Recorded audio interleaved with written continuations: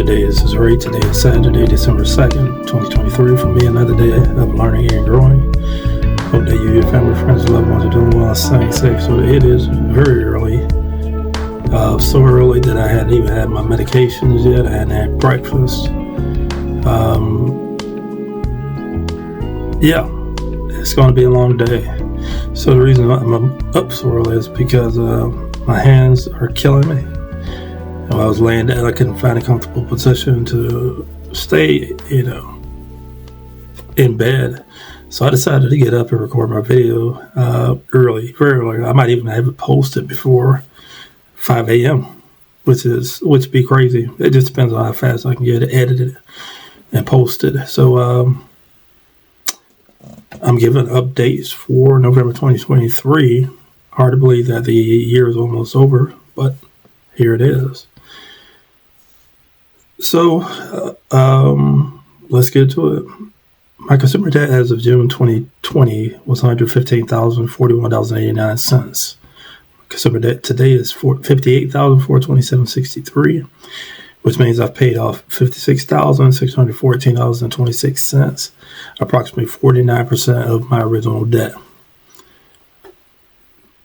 That's a decent pace, considering that I became a homeowner, and that's a much bigger debt. But I'm not talking about my mortgage debt. I'm only focused on my consumer debt because I definitely get that paid off within a reasonable amount of time, and then I can focus on building a full emergency fund and paying off my home before retirement. Okay, so let's take a look at the month-to-month progress. January paid off. At the beginning of the year, my consumer debt was $67,478.48. In January, I paid off $895.83. February, $839.73. March, $854.91. April, $847.66. May, $855.22. June, $855.64. First half of the year, very consistent. I was averaging about $850 a month. Pay down, but then the second half of the month it's kind of a mixed bag. So July paid off $122.48, August $916.87, September $862.95, October $1046.68. Made a mistake and made an overpayment on my student loans, and then November last month now, $952.88. That's good. That's all things considered, that's good, because I hadn't fully rebuilt my emergency fund, and I'm going to talk more about some of the challenges that I'm facing when it comes to doing this and trying to pay off my debt sooner rather than later. But let me continue on with the first part of my presentation, my emergency fund. So in October, I got my emergency fund at 65%. I've only had an increase of 1%, but at least it's going up. Hopefully, if I have a bonus between now and April, then I get that bonus.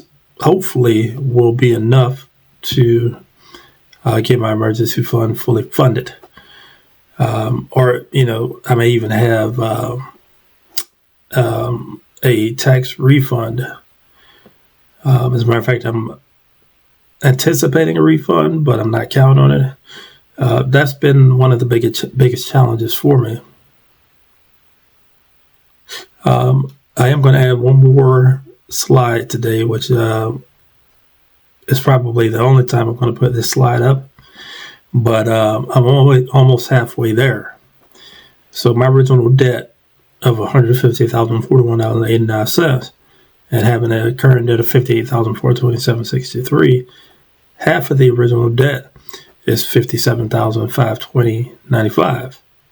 So that means I'm only $906.68 away from paying off half of my original consumer debt. And the other thing is that I'm only $949.15 away from paying off $10,000 this year of consumer debt. All things considered, considering I have a mortgage and I've got other fixed expenses, and I have to regular doctor's visits like once every 3 to 4 months, and I have medications. I guess I could be, happy about the progress. I definitely wanted to be doing a little bit better than that. And if I were in a better position, if I didn't have to wear arthritis gloves, I'd be probably working a second job. I'd be probably at another job right now, doing some work, trying to get, my emergency fund back up to 100% and paying off this debt and moving on to bigger and better things. Just kind of put things into perspective for me. So 80% of my monthly income goes towards fixed expenses, which only leaves 20% to budget for everything else. Budget for food, budget for fuel, budget for doctor's visits, budget for medications, things of that nature. That's not much. As a matter of fact, I have 2 personal loans. I have 2 student loans. I have no credit card debt. But the 2 personal loans make up 21.6% of my monthly debt payments out of my income. One of those payments being 8.3% of my monthly income. So assuming that I pay off that loan next year, which is possible, I can then allocate that 8.3% of my monthly income to paying down the next loan a little bit faster. Now, when it comes to how I'm paying off the loans, I'm starting with the lowest amount. So the next loan up actually is going to be a student loan, and I'm not sure if I'm going to tackle that one next because that interest rate is 2.375%, and the next loan, that interest rate is about 8%. So I think I might, tackle that loan, but I have some time to make a decision about that, which one I'm going to tackle next.